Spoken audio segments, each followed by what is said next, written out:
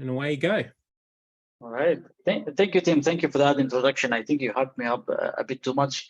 Hi, everyone. My name is Mohamed Elkhangi, and I'm currently a security specialist for IBM Australia. Prior to that, as Tim mentioned, we work together in Barracuda Networks, which is a cybersecurity vendor. IBM is technically my third vendor. So I kind of consider myself at this point a vendor agnostic. Overall, I have 14 years of experience, but not all of it in cybersecurity.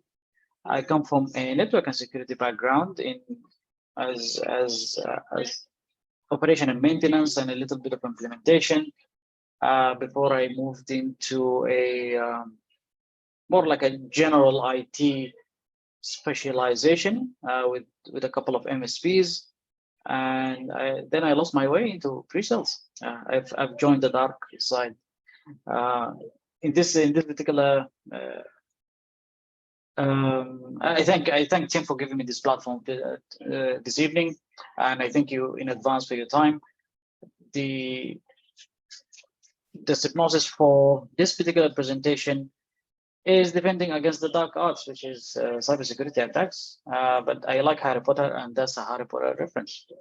The rest of the title is supposed to be shifting left indicating taking a more proactive approach to improving your security posture, and instead of being reactive all the time.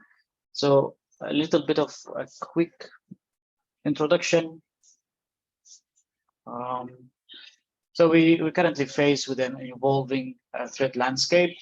Ransomware still has the lion's share of attacks. The average cost of data breach, we've seen it recently in, especially in this region. Fun fact, not so fun. The APAC region is the most attacked region in the entire globe, with 30% of the attacks faced here in the APAC region. The cost of attacks or the cost of a data breach is up 13% in the last 2 years. But the good news is you can actually save some money if you have a fully deployed security AI and automation. So the average of that attack breach or the data breach comes down a little bit. Basically, everything is going up, and we have a shortage of skills in the industry. The attack surface is expanding, and yeah, we all know all about the budget. It's not there to be spent. So what are the current challenges? The current challenges, especially on the C-suite levels, to effectively put a security programs in place. And they need to be not only spent, but they need to optimize on what the current infrastructure they already have. Some of the other challenges that we're currently facing is this security for the hybrid cloud. Many customers that we talk to have already adopted either migrating to the cloud. I think the percentage was 63% of customers have some sort of capacity or some sort of services already deployed in the cloud. The remaining percentage plan to move some of the services to the cloud within the next 2 years. So they kind of like driving the loss of visibility because you're expanding that attack surface. The skill shortage as well is a major issue, as we know, and it's not just about finding the right talent. It's also about retaining employees just as much, if not more. So basically, it's just not obtaining the new employees. It's also related to upskilling and enabling your employees to their full potential, so they don't get burned out, right? So if I'm a security analyst continuously looking into screens all day long, I'll get alert fatigue, especially that is definitely more and more every day, like the amount of alerts that you face every day. There's also the growing demand for compliance complexity. I think Australia is a little bit behind in terms of compliance. I think we need, I don't say stricter, but we have some compliance and regularity, but they need to be enforced. We need to see harsher punishment. We yet to see Optus being punished We are yet to see Latitude being punished or Medibank, for example. So we definitely, so the complexity not just comes from, it comes from intersecting factors when it comes to compliance. There are old regulations that are currently being evolving, and new regulations are coming into play. The impact for not complying with regulations are generally becoming more serious, including criminal liabilities and larger fines. Also, in relation to the hybrid cloud, infrastructure as a service or software as a service providers offer some sort of assistance and tools, but they are not all the same. These providers can change their offering over time, sometimes rapidly, usually for a good reason, but it's challenging to stay on top of all of that. So the lines between regulations and how will you comply are constantly changing. I would like to talk about a couple of major points that I think that are really important. The securing your organization from cyber threat and maintaining regulatory compliance. First of all, you need to detect and respond to cyber threats, and then at the same time, those are parallel lines. You need to discover your critical data, where it resides, and then protect that critical data across the hybrid cloud. So when it comes to detecting and responding to threats, there's an even greater demand for security teams to be proactive and protective. Organizations usually seek to improve the security operations centers or SOCs ability to detect and respond. Clients need to know their attack surface and accelerate their response. SOCs are transforming, and they need help to save time, reduce risk, improve resiliency. Perhaps a unified analyst graphical user interface, and maybe infused with the AI power insights and maybe automation of detection and response, which are some of the moving parts of SIM and SOAR. But again, knowing your attack surface with the attack surface management ASM, and then responding and protecting your most vulnerable assets, which are usually the endpoints with EDRs.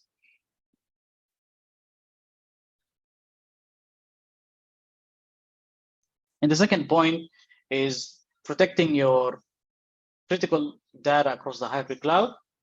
So you need to protect your data across the expanding data state and basically connect and orchestrate data security. So in order to do so, first of all, you need to find out where your data is. Around 80% of our customers that we talk to don't know where the critical data is. They know some of it, they don't know all of it. That's 80% of our customers. Excuse me. The remaining 20% are lying. They definitely do not know where their data is. So first of all, you need to discover where critical data resides, and then automatically and perhaps place some control and access control for the right people to access that data. You need to mitigate the data misuse by having real-time response anomalous access behaviors. So for example, if you have a subcontractor accessing some sensitive data at 3 a.m., even if it's downloading just one Word document, you need to ask yourself why, and you need to have a real-time response to that kind of a behavior. Additionally, because we discussed the growing demand for compliance and regulatory, you need some automation and reporting for regulatory and compliance activities, like some sort of automatic reporting in order to help you save time and effort. In cybersecurity, we must operate with greater efficiency. So you need, because again, expanding the attack surface, more alerts and alarms, and less resources to do so. So you need speed, accuracy, and scale.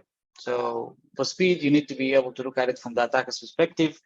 To become more accurate, you need AI automation, and you need to be able to scale up across the expanding surface. So whether on-prem or on the cloud. Perhaps you need things like a threat intelligence insights to focus and being proactive. You need platforms that will consolidate that data coming from different silos of different tools and security tools that you currently have. It needs to be open and interoperable. So it will basically it's a faster time to value and what support for threat intelligence and sharing. And again, already mentioned the AI and automation, and perhaps maybe you need a unified workflow or a unified graphical user interface, so you don't have to jump from one window to another. You would just sit in one platform where everything feeds into that particular platform, and that's where you want to spend most of your time instead of worrying about where you're going to get the data and jumping from one window to another one.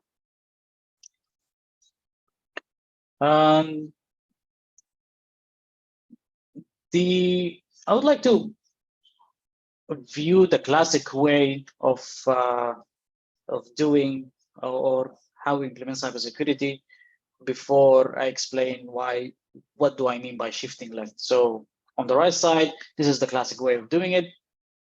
Basic things you need to do is you need to detect, and classically you start with the logs, right? You have a SIEM solution feeding from multiple data sources, and yeah, eventually or naturally you will graduate to network flows. Why? Because if someone takes over a logging source, they can basically turn off logging, and you are completely in the dark. What they can't turn off is the network flows, because if they turn off the network flows, they essentially disconnecting themselves from the network and from the outside world, which defeats the purpose of them taking over. Natural progression as well. After you have logs and flows, I think I given that particular example. Not necessarily something that would raise a flag, but you would move into user behavioral analytics. So someone accessing the kind of data at the wrong time, they're not supposed to be accessing that particular data. I gave an example earlier with the subcontractor accessing some sensitive information at 3 a.m. in the morning. Why are they accessing that? So you need a real-time detection that will respond to that particular incident. And again, you need to do it on-prem and on the cloud as well, so across the hybrid cloud.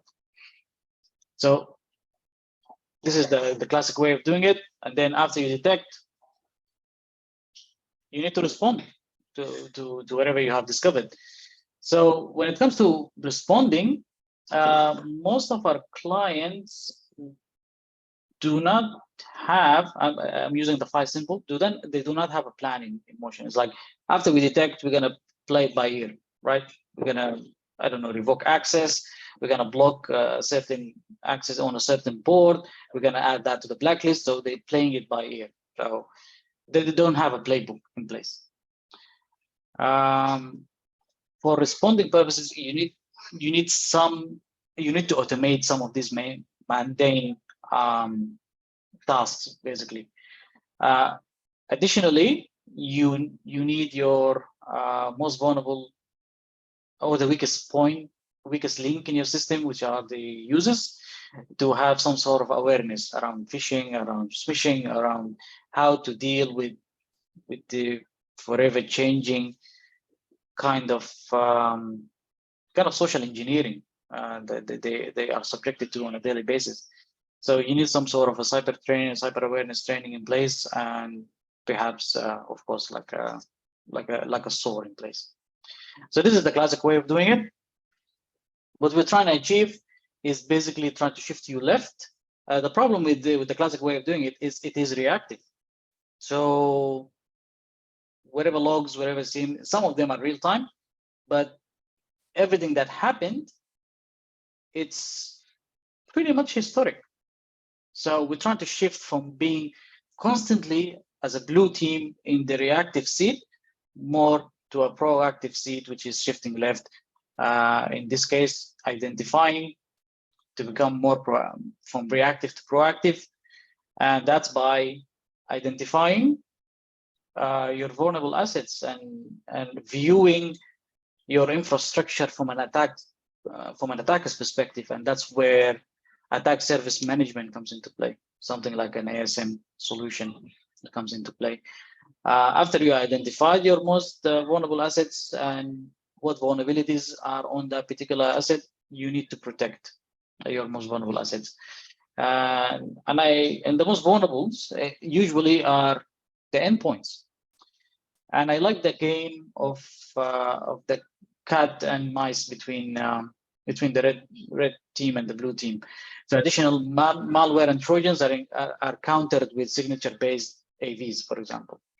The next step in the evolutions, zero-day attacks, malware without known hashes. Then the defense team introduces the next generation AVs or EDRs or behavior-based EDRs. Now we have some malwares are able to even detect the presence of an OS resident EDR tool, and therefore they will not fire off their payload. They evade detection basically. So some actually EDRs has evolved to run in the Hyper-V to evade and uses a Hyper-V to evade the evade detection mechanism that the malware has, and also uses AI to detect and protect against new derivative attacks in real time. So you need an EDR that hopefully stealthy and infused with AI, so it helps you identify similar issues within your particular infrastructure. And you need to be able to do all of that on an open platform. So understandably, you're not going to go to one vendor and buy everything from one vendor. And we understand that cybersecurity is a journey, not an end destination, and you keep evolving with the time. One time you have an antivirus and you swap to EDR. You have a SIEM, but would you like to have a SOAR in place as well? So one way to do it is having, for example, a cybersecurity threat intelligence platform where everything feeds into that one platform, and therefore accelerating your analyst as an experience, for example. The other way, the other thing that I would like to talk about is accessing the right data. I think I mentioned this already. You need to identify first, then protect, and then adhere to certain compliance. And therefore, you get data governance. So the right data is being accessed for the right reason. So currently, again, some of our clients do not have a particular response plan in place for an insider threat, and they have difficulties responding to threats when it comes to data across the hybrid cloud. So you need data governance in place and data protection in place. And again, you need to have all of these on an open platform. You don't need to have it on an open platform. Ideally, you would like to have an open platform where all of these, a lot of moving parts, but they need to talk to each other. So we need openness, we need interoperability, basically. One last slide I would like to bring up in this meeting is the Gartner's hype cycle for SecOps. So we hear a lot of let's say there's a lot of security trends happening at the moment. This one is from 2022, and you can see we've all heard about XDR. I like how they place the hype cycle. So there's a trigger for innovation, and then you see the peak of inflated expectations. There's the trough of disillusionment. There is the slope of enlightenment, and then the plateau of productivity.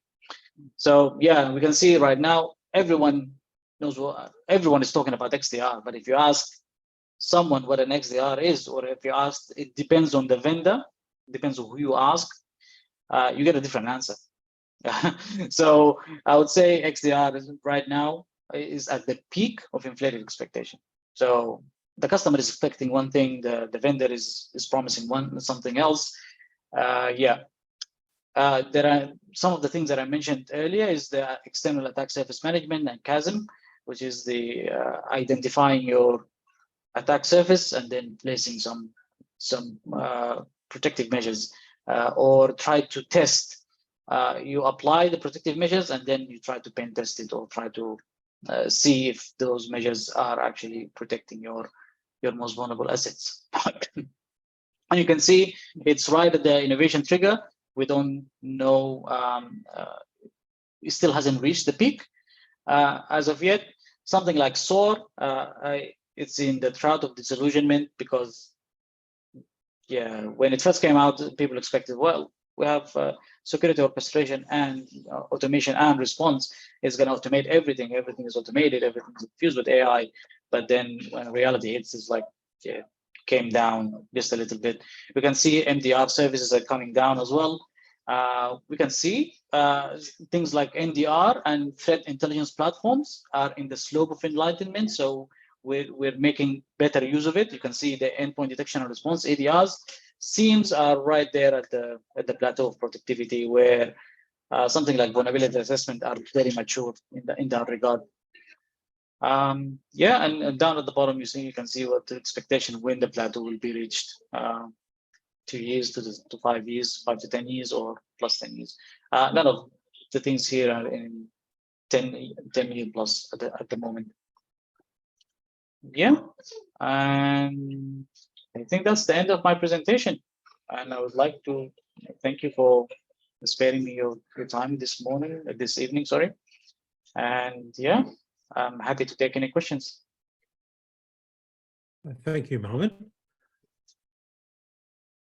So just on that, one of the things you mentioned is around incident response, and you know, whilst we all should have an incident response plan, yep, a lot of what we do within security is technical focused, but we should also consider a business response plan where we clearly identify the people within the business that make decisions to really have them in sync and form part of that incident response plan. It's very easy to get caught up with in a response, you know, in an incident where it's really about cleaning up and, you know, containing and eradicating, you know, the threat. However, there are decisions that need to be made during those times, and ensuring that we have a you know, the key stakeholders within the business that can make decisions. You know, a simple one is you know, if the organization is going to have to pay the ransom for whatever reason, not that I advocate paying a ransom, but if that's the decision of the business because they need to return back to functioning, who makes that decision? How does that interact, you know, work with a with the insurance that they have, if they have insurance? What are the legalities of that? You know, what data, what is the communication response to customers or stakeholders? We've seen some ones that have been very, very good where they've responded. But then we've also, you know, responded well to the public, but then we've also seen ones that are pretty bad. And, you know, I don't need to mention names, but, you know, the bad ones when they're plastered all over the news for doing the wrong thing. So that's something that's really, really important. And it's something to keep in mind that when building out a incident response plan, that you're taking the business into consideration as well. Yeah, so that's just my 2 cents worth to add in. Does anybody have any questions?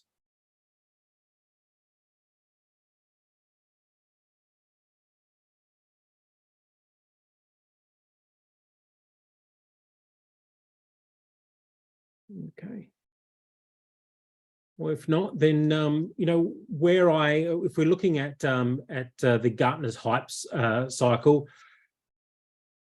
I'm a serial anarchist, and you know what Gartner, my personal opinion is what Gartner provides is probably not as accurate. Certainly vulnerability assessment, where they've got the plateau of productivity, is done in a way already. However, it's not taking a risk-based approach for identifying assets. So, you know, when you have a vulnerability and there's lots of vulnerabilities released every day, you can see that it becomes overwhelming on trying to patch those. And then when you have regulatory, like in Australia, the ISM is, you know, you have to notify, you have to patch within 48 hours for critical vulnerabilities. How do you do that if you've got a fleet of, you know, 10,000 servers or desktops? How do you, you know, it's Plus, hard we know to, that you need that release to be stable before before you patch it to, 10,000 of your endpoints or 10,000 of your machines. Because if that turns out to have another issue that breaks something else, rolling back from 10,000, usually in a mature environment, you would like for that release to be stable first before you deploy it everywhere. So yeah, definitely. Sorry to interrupt you there, but but that's exactly right. But also taking into consideration, what are the critical assets? You know, Mohamed talked about critical data, but you also have to think of what are critical assets. You know, from a security perspective, if you look at the, you know, take the defense in depth approach, anything that's externally facing is going to have a higher criticality than a system that is deep within the organization. You know, that's behind firewalls, that's behind, you know, that's locked down. So taking that approach and identifying what are my critical assets and what are the patches that I can apply to help me reduce my risk is something that needs to be taken into consideration as well. And, you know, from a threat intelligence perspective, using that data that you receive from the National Vulnerability Database, but then tying that in with what a threat actor is actually targeting. Sometimes there might be a vulnerability. However, a threat actor may not be targeting, they may not be able to exploit that at this particular point in time. And so, you know, this CVSS score might have a score of 9.8, and everyone's running around, you know, saying we've got to patch this. But if there's no actual exploit for it, that may reduce the risk. Whereas something that might have a 5 or a 6 score, but has an exploit that is then tied into an asset that is facing the, you know, externally facing, is at higher risk to the business. So therefore, that might need, you know, that would need to be patched first. So it's bringing everything together and identifying what is the most important to the business, and so that can really help drive your priorities within an organization. Just to play the devil's advocate here, what other product or services do you reckon they're not in the right cycle on this hype cycle, for example? You think XDR is at the peak of inflated expectations? Oh, yes, very, very much so. You know, I've seen XDR. XDR is, from my perspective, XDR is a concept that we have previously done in isolation. Now we're able to bring that with the tools that we do have, we're able to bring that together. And for me, that's all XDR is. It's extending that detection and response to not just the endpoints. It is to the network, the people, the processes, and so forth. Where I see that, you know, you've got, you know, Gartner have, you know, MDR services, but then an XDR, you know, MDR, XDR are used interchangeably. True.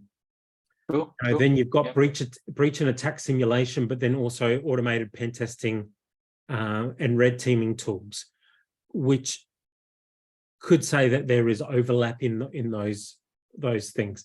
Certainly, automation in tools in breach and attack simulation can be good. However, it doesn't negate the need for a good pen tester that can, dig deeper and further, because one example is chaining exploits together. So yes, yeah, true. um, My only problem with pen testing is it just gives you a snapshot of what's actually happening right now, but it does correct. not give you an indication of what's in the future, because again, with the continuous you patching and installing new software and having new services deployed, and you know how fast it is nowadays to deploy a service on the cloud, and then you have a server publicly facing with an application running basically in a split of a second. Then you have expanded that attack service, and then you did your pen testing yesterday, which does not, doesn't translate into what's going to happen today or next week or the day after. So that's why I think there's a need, or that's why they're coming up with, continuous assessment, or you get those assessments or attack surface management that continuously assess your environment on a regular basis. Let's say, I think some of them they charge per how regular they are. Some of them they do it like some vendors, they do it like once a month. Some of them do it like, I don't know, once a week, but they charge you per per trial, or every time it runs. Basically, if you want to go down that track, some of them just charge you a flat rate. Basically, just continuously addressing new vulnerabilities. So I think that's where the need for attack surface management came from. Not to negate the need for pen testing, because pen testing is like you said, is chaining those vulnerabilities, and some of the, because someone who's trying to break into your system is not like it's not, so there's someone who's motivated, so they know how to chain them together in order to break into your system. And so, to counter that, a good red teaming crew who understands the tactics, techniques, and the procedures of a particular threat actor can be used to determine how whether an organization is exposed. So, for example, in the work that I deal with within threat intelligence, it is looking at what is an adversary doing? What is that threat actor doing? Who are they targeting? How are they going about that? So they, with the MITRE attack framework, you do start to see a pattern occurring, and what it's identified as the tactics and the tools and the techniques that they're using. You can then go and take those tactics and those techniques and the tools to see, is our organization actually vulnerable to that particular threat actor, because they are starting to target, if you're in the financial sector, they're starting to target financial services. So if they're in the utility space and they're targeting utilities, you want to know how well would our organization stand up to that. So whilst it is a point in time, it is using the same, it's mimicking the processes and that a threat actor would take. And whilst the threat actor only needs to be successful once, and an organization needs to be successful 100% of the time, using that and taking that data and putting it into practice can help. The one thing that I don't see on here, which is application, allow listing.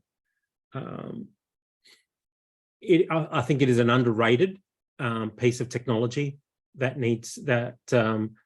I think can help, because and it goes back to the old data loss prevention days, and as Mohamed talked about, data governance.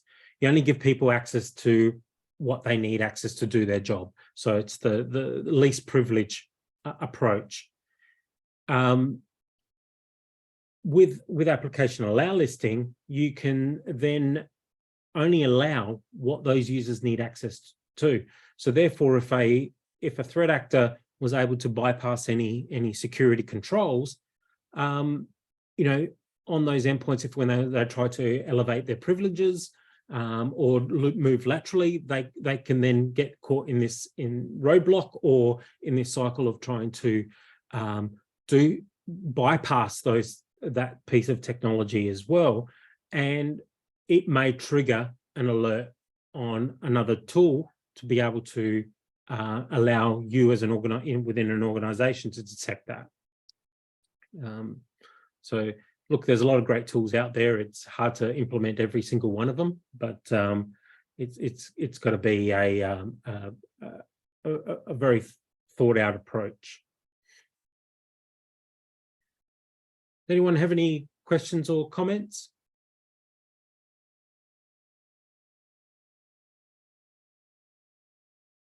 So I wanted to share with you the next session. If you've got a CTI related topic that you'd want to present, and look, it can be on anything. It can be, you know, what you've seen on in your job and your day to day. It could be how you got into the industry. You know, any topic that you'd like to present, and also give you the opportunity to build your confidence in presenting to a group. By all means, reach out to me, and happy for you to you know, to share that stage with you and let you present on the topic that you're most passionate about. The other thing I wanted to show you is that there is a website where the presentation and the video will be linked there. That's cti-user-group.org. I'll show you that in a second. But we also have a Slack community, and we're trying to grow that. That's an opportunity for people to join and communicate and collaborate, ask questions, and in a safe environment. And there's also a LinkedIn group if you want to prefer a LinkedIn group. But there's, you know, I've set up a YouTube channel where all the videos will be posted. But I'll just bring through the website.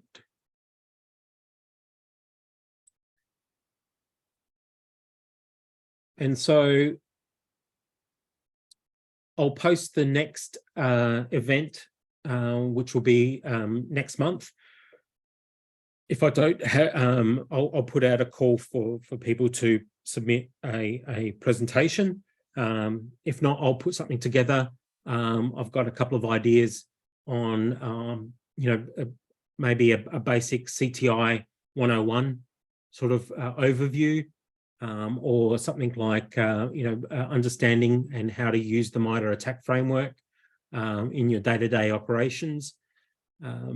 So if that, you've got the links to join the Slack, the LinkedIn group, YouTube channel, the meetup group, obviously where you're already there, but also you can email me. In the presentation section, you'll be able to see I'll post the video and the presentation.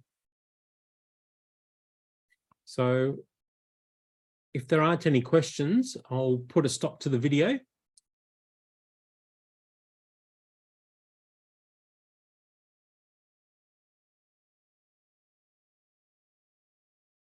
And